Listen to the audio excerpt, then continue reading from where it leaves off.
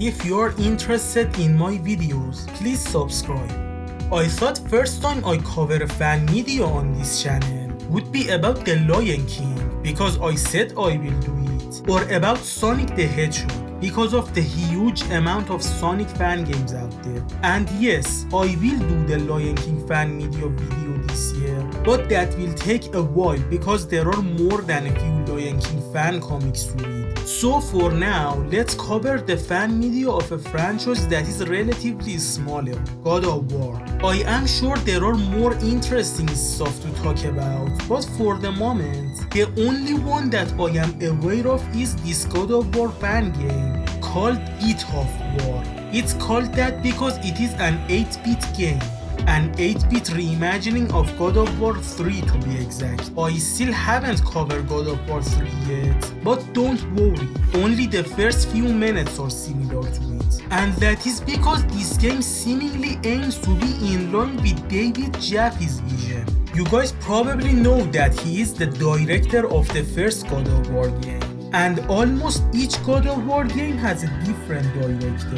In an interview, David Jaffe said that if he continued working on God of War, at God of War 3 he would have chosen to kill Zeus at the beginning of the game.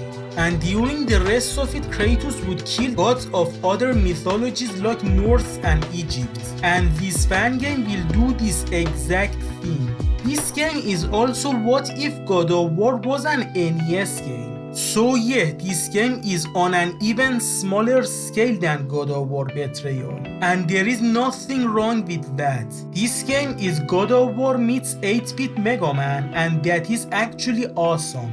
So yeah, let's talk about the God of War fan game, Bit of War. The beginning of the game is similar to the beginning of God of War 3, which is the same as the ending of God of War 2. But it immediately stops being similar because Zeus is the only Greek god we see in this level, and there is no Titan in this game. At first we are in a jungle and we can get used to Kratos' controls here. He goes left and right with the directional buttons. Just like God of War Betrayal, you can guard by holding the down button, which is only useful against the projectile attacks. You can go up and down while climbing ladders with the directional buttons. While climbing, you can also go left and right to change the direction of your mid-climbing attack or jump down from the ladder. You jump with the A key. There is no double jump in this game. You can attack with the S key. Since it tries to be an NES game and not a PS2 game, the combat system is much simpler. There is only one single animation for the attack, and it's kinda like the whip attack of the Castlevania games. You can change your magic with the Z key. At the moment, the only magic you have is Uriel's head, and it instantly freezes the enemies in its small beam. You can do your magic attack with the X key. And that is the entirety of Kratos' movesets. It won't get deeper than that. Just like the official games, there is a health bar and magic bar at the top left corner, but there is no red orbs or upgrading system in this fan game. Like other 2D platformers, you take damage from the enemies by contact. There are 4 types of enemies in this game. Type 1 are the enemies that just walk back and forth like Goombas and take 2 hits to die. Type 2 are the enemies that just walk back and forward by default but will move faster if you are in front of them, and they take 5 damages to die. So you should be faster and have enough distance with them, or you can petrify them and kill them with 1 hit instead. Type 3 are the projectile enemies. They stand at one place and automatically shoot once in a few seconds. They take 1 hit to die. And Type 4 are the flying enemies, who act like the bats in Mega Man games. At first they are hanging from the ceiling, but will start flying into you once you get close. They also take 1 hit to die. This game has 7 levels. Each of them are divided into several rooms. You can go to the next room by reaching a door and pressing the up key. There are checkpoints between each room, and there is no life system in this game. Just like the other God of War games, you train in each section by replaying it until you can overcome it. No fear of losing progress. After a while you will enter a castle. In it you see the green and blue chests and you can open them with the up key. Then you should climb a ladder carefully if you don't want to take damage from the archers. If Kratos gets hit by a projectile, he will also take a knockback. Just like Mega Man games, before reaching a boss, you will enter an empty room. And here first time it was actually kinda creepy because there is no music in these empty rooms. At the end of the first level, we will fight Zeus. He will either stand at the top right or top left. He will attack 3 times before changing his place. First, he will throw 3 projectiles at 3 different angles, then 2 projectiles, and then 3 projectiles again. You can't block the projectile attacks of the bosses. There are 5 platforms that you should use to go high enough and become capable of attacking Zeus while jumping. For me, only the first time that Zeus attacks me is a problem, because that is when I am on ground and I will take damage before I reach the higher places. But after that it's easy. I just jump when he throws 3 projectiles and then attack him when he gets close to me. He will attack faster when half of his health is gone. When you kill Zeus, you will get his ability, Zeus's lightning. After killing Zeus, Kratos sees some ships and assumes Poseidon is attacking him. But soon he realizes that it is something totally unfamiliar. So he investigates. At level 2, instead of an epic music, we hear a relaxing one. The enemies may look totally different, but function-wise they are literally the same.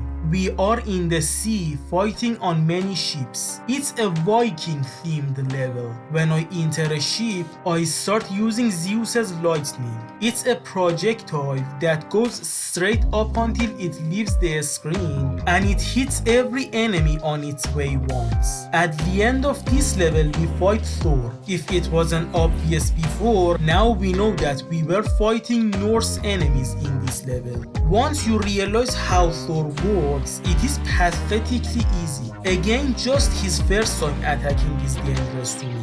He is basically a glorified version of the Hammer Bros from the Mario games. Once I hit him, he goes to the middle and rotates a hammer around him and continues attacking. But I can easily avoid it by sticking to the left box on floor and then attack Thor when he is on the floor. And then again I will stick to the box until Thor is on the floor again. So yeah, you can easily kill Thor without taking damage. The game tries to make it look more brutal by making you stab Thor multiple times when his health bar becomes empty. Now Kratos can use Thor's hammer as another magic attack. I know the hammer has a name but I can't pronounce it. Now we are at Egypt and normal people are starting to hate the gods. We can hear an energetic music now. Thor's hammer is also basically the hammer ability from the Mario games. This level has many dead ends, but the levels are small enough that it prevents it from becoming a problem. It has a section that at first, if you fail at the platforming you won't die, but you will have climbing to do. But at the end of it, failure means death. Before we fight the third boss, we can play a specific type of minigame with her, but it plays itself. I have to say it is the funniest case of it here. I know she was trying to seduce Kratos, but I still feel like it came out of nowhere. This is the easiest boss fight of the game. At first you should run away from the fire and then you can throw Thor's hammer at her and after that jump over the tornado and repeat. When you kill her you get the ability Blade Storm, which is basically the Cyclone of Chaos, but it takes magic. So I barely used it because you can easily run out of magic. At the remaining levels, all 3 mythologies get combined and also we see more people being displeased with the gods. And again I ran out of important stuff to say at level 4. Other than the fact that with the exception of the final level, now instead of a boss fight we fight a lot of enemies and it just becomes button mashing. The only strategy is to use Zeus's lightning once in a while. At the beginning of level 5, an old man talks about hope to Kratos, and it leaves Kratos thinking about it. Yeah, he doesn't kill innocents like God of War 3. At the beginning of level 6, we see that people are cheering for Kratos. Now that they hate the gods, they are happy that Kratos is killing all the gods one by one. And the final level is just a boss fight.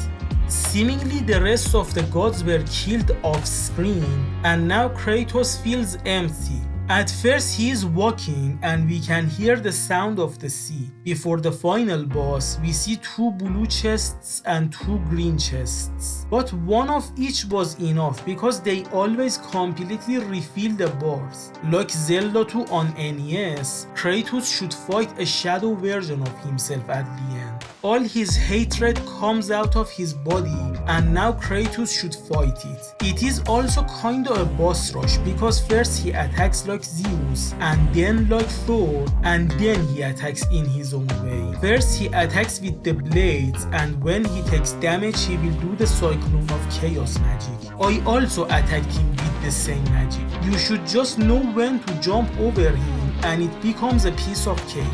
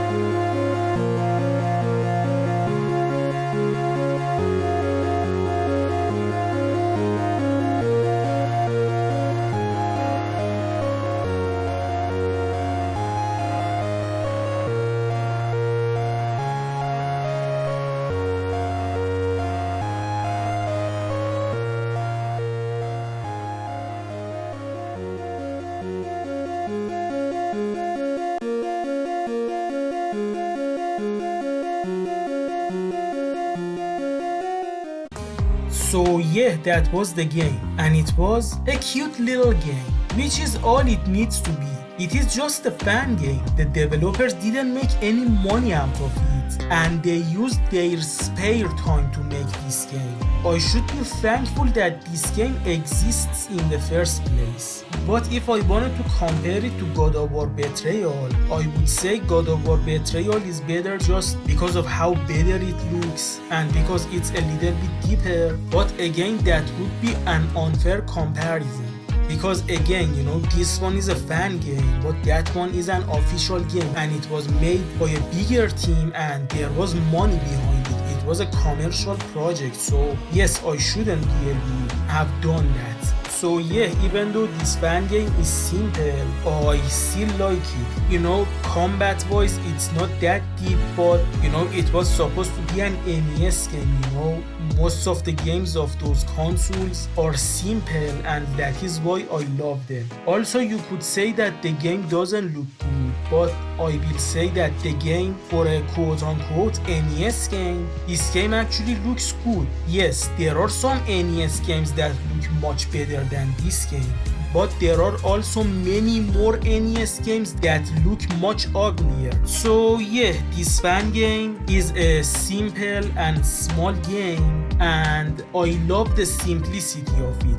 I don't always want to play something very deep that makes me think a lot. You know, sometimes I just want to have fun, you know, I want something easy to relax with it, and this game is good for that. So yeah, if like me, you like God of War and you also like NES games, check this fan game out. And also a huge thank you and congratulations for the developers of this fan game for succeeding at what they aimed to do.